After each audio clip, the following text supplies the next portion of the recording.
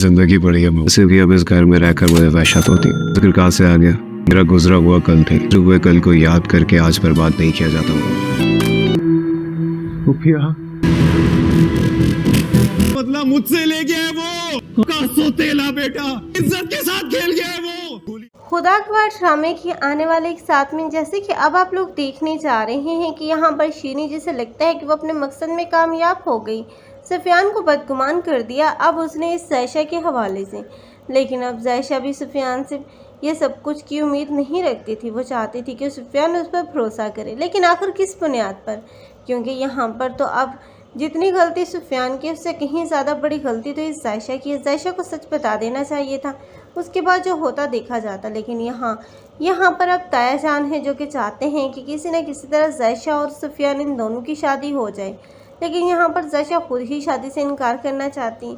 जायशा के एक गलत फैसला जो कि ख़ानदानों में तबाही ला सकता है, क्योंकि अब वो नहीं चाहती कि वो उस घर में जाए, सुफियान की नफरत और हकारत का सामना करे, चचे की नापसंदीदगी, अरसलान का झूठ, ये सब चीज़ें वो बर्दाश्त नहीं करना चाह रही। राफे तो पहले ही इस रिश्ते के खिलाफ था, लेकिन वो अपने दाए जान की वजह से इस रिश्ते के हक में फैसला दे चुका था। लेकिन अब अरीशा जो कि राफे के पास वापस लौट आएगी और खुश भी देखने को मिलेगी।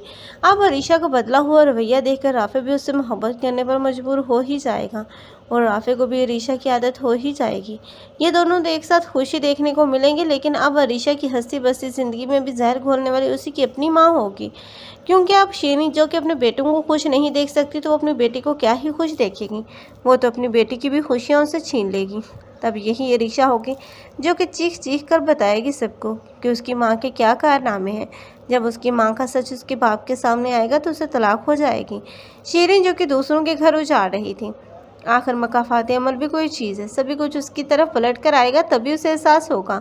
आप लोगों को ये ड्रामा कैसा लग रहा है और इस ड्रामे में किसकी एक्टिंग को लाइक कर रहे हैं? कमेंट सेक्शन में अपनी कीमती राय का इज़हार लाज़मी करें। मज़ीद ऐसे रिव्यूज़ के लिए हमारे चैनल को लाजमी सब्सक्राइब कर लें। अगर आप लोगों को हमारी वीडियो अच्छी लगी हो तो वीडियो को लाइक करना मत भूलिएगा। अल्लाह हाफिज़।